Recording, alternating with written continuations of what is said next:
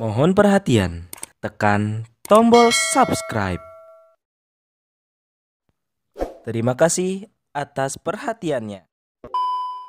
Jadi sekali lagi bahwa kalaupun ada yang mengatakan atau menjuluki Joko Widodo baru-baru ini sebagai kingmaker dalam menentukan akhir dari kekuasaannya, itu adalah omong besar. Kalau dia king of the lip service, saya percaya. Tapi kalau sebagai kingmaker, saya tidak percaya. Itu tadi saya berpatokan bahwa sekali boneka tetap boneka, tanpa bisa menciptakan boneka berikutnya. Karena yang menciptakan boneka berikutnya adalah orang-orang yang di belakang layar Joko Widodo, yang menciptakan Joko Widodo sebagai boneka.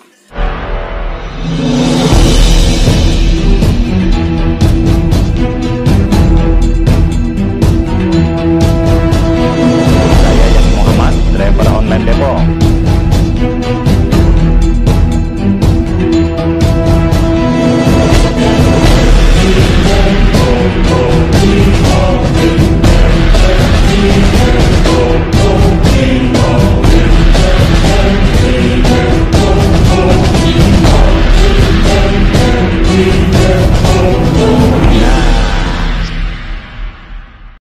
Assalamualaikum warahmatullahi wabarakatuh. Saya Yadi Muhammad, driver online Depok. Sahabat populer yang ada di langit dan di bumi, kita kembali jumpa dalam berita reaksi. Kali ini saya akan mereaksi sebuah berita yang dirilis oleh tribunnews.com.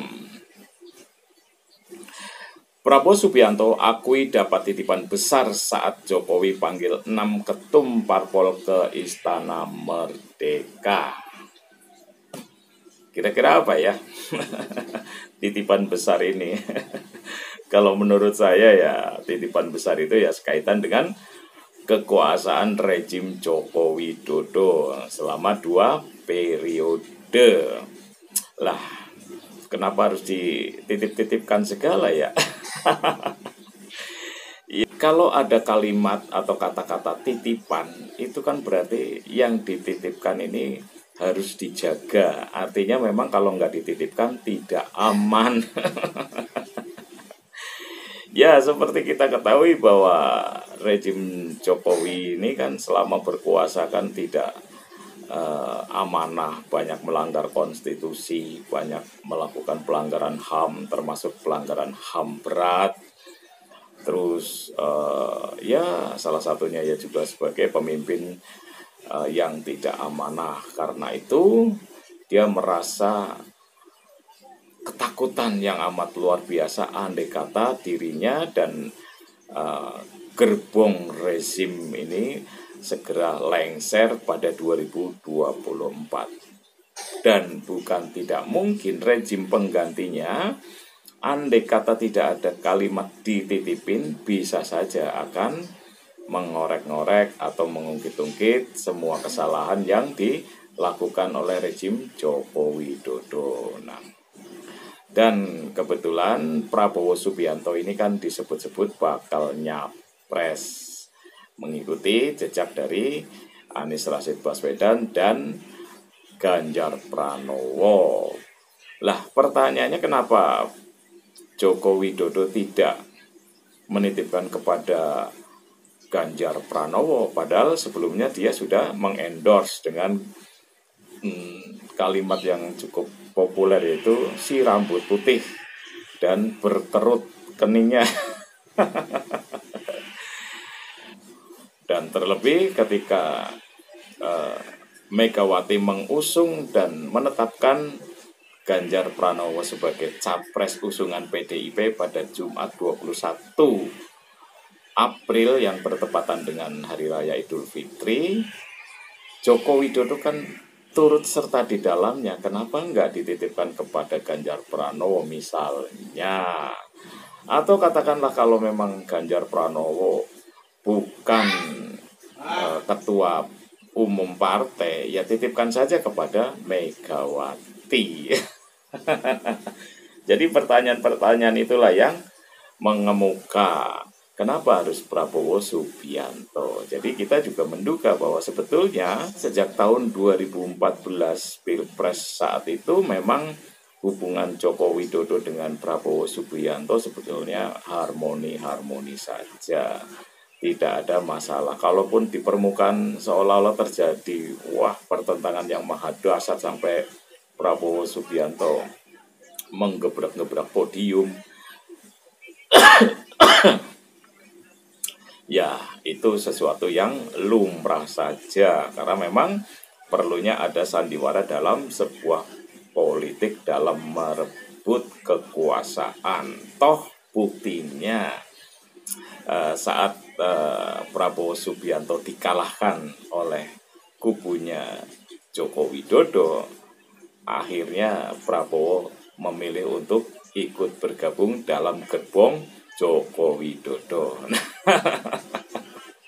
Karena itu ada beberapa alasan yang lebih nyaman untuk menitipkan kekuasaan rejim Joko Widodo, yaitu kepada Prabowo Subianto. Terlebih kemarin itu juga Prabowo sudah menikmati manisnya ikut berkuasa dalam gerbongnya rejim Joko Widodo.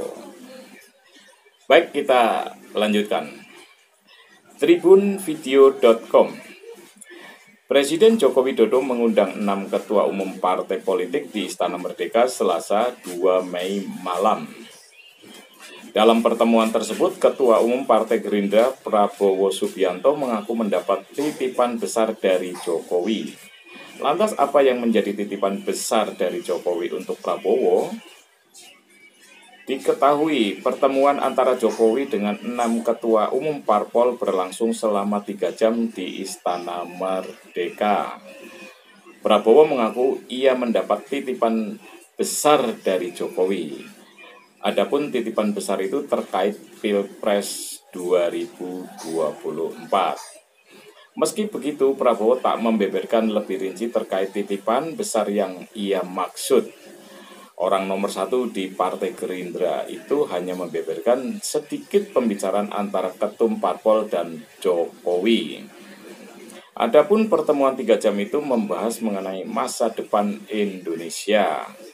Walaupun membicarakan masa depan Indonesia, Prabowo membantah mereka membahas capres dan cawapres untuk Pilpres 2024. Sebaliknya, Jokowi lebih banyak bercerita tentang pembangunan Indonesia, termasuk pembahasan terkait posisi ekonomi Indonesia yang berada di urutan ke-16 dunia. Diketahui pertemuan itu dilakukan secara tertutup. Selain Prabowo, ada Ketum Partai Golkar Airlangga Hartarto, Ketua Umum PAN Zulkifli Hasan, Ketua Umum P3 Mardiono, Ketua Umum PKB Muhaimin Iskandar, dan Ketua Umum PDIP Megawati Soekarno Putri yang turut hadir.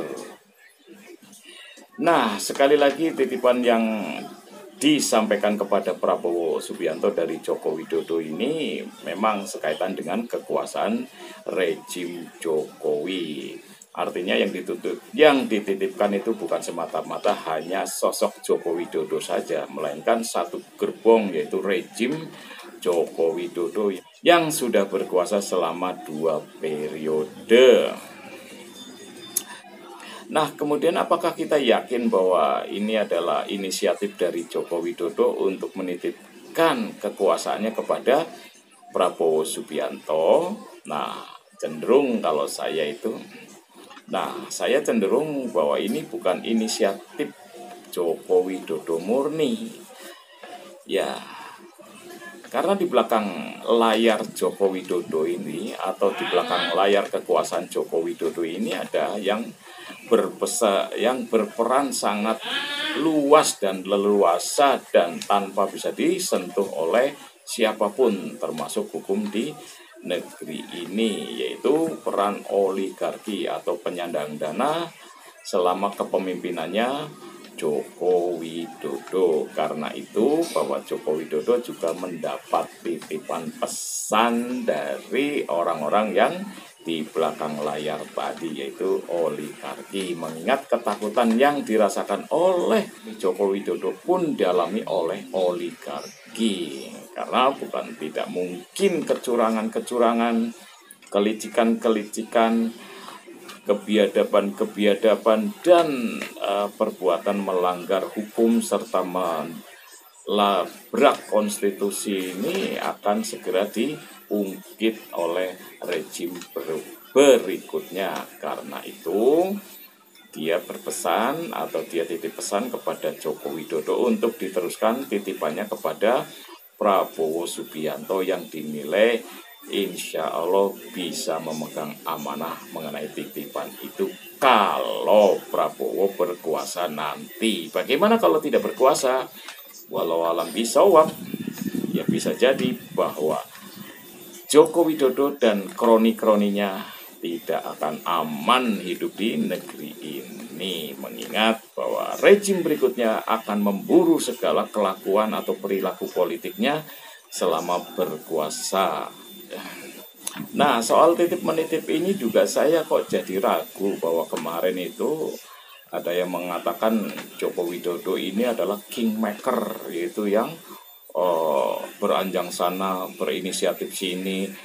Menurut saya Joko Widodo itu tidak memiliki naluri politik yang secerdas itu untuk mengumpulkan para ketua umum parpol. Terlebih sebetulnya itu juga dianggap tidak etis karena saat itu si Joko itu masih bercokol sebagai Presiden Republik Indonesia.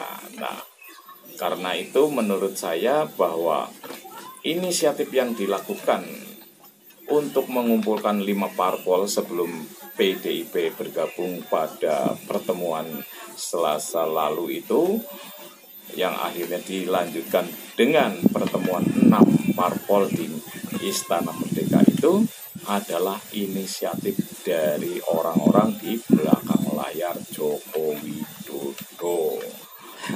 Nah, menurut saya bisa apa sih ini Presiden Joko ini?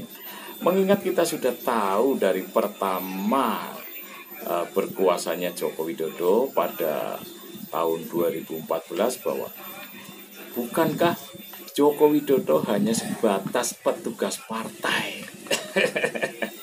Bahkan itu kalian itu sudah menjuluki sebagai Presiden Boneka, Presiden Pinocchio, Presiden Sontoloyo, Presiden Wayang. Jadi kalau memang Presiden Wayang atau Presiden Boneka atau petugas partai, ya berarti di belakang layar tuh ada yang menggerakkan. Nah, apakah hal ini tidak bertolak belakang dengan julukan yang belakangan berkembang sebagai Kingmaker hanya gara-gara dia mengumpulkan 6 parpol tadi? Kalau saya sih berpikirnya bahwa boneka ya tetap boneka, dia tidak akan bisa menciptakan boneka berikutnya. Dan yang menciptakan boneka berikutnya adalah orang-orang yang di belakang layar. Itu perlu digarisbawahi. Nah, itu pesan tadi itu ya sekaitan mungkin dengan perlindungan hukum. Kemungkinan kalau misalnya Prabowo itu kalau menang, itu kemungkinan besar Prabowo akan bisa memberikan perlindungan hukum terhadap Jokowi dan keluarganya serta kroni-kroninya. Yang kemudian juga perlindungan terhadap kemungkinan akan diungkitnya kembali pelanggaran HAM, terutama pelanggaran HAM berat yang terjadi di kilometer 50, dan juga mengenai tewasnya 800 sekian petugas KPPS pada Pilpres 2019 lalu, dan pelanggaran-pelanggaran konstitusi lainnya yang juga bakal diungkit atau diangkat kembali ke permukaan ketika Presiden Joko itu benar-benar sudah tidak berkuasa. Jadi sekali lagi bahwa kalaupun ada yang mengatakan atau menjuluki Joko Widodo baru-baru ini sebagai kingmaker dalam menentukan akhir dari kekuasaannya itu adalah omong besar. Kalau dia king of the lip service, saya percaya.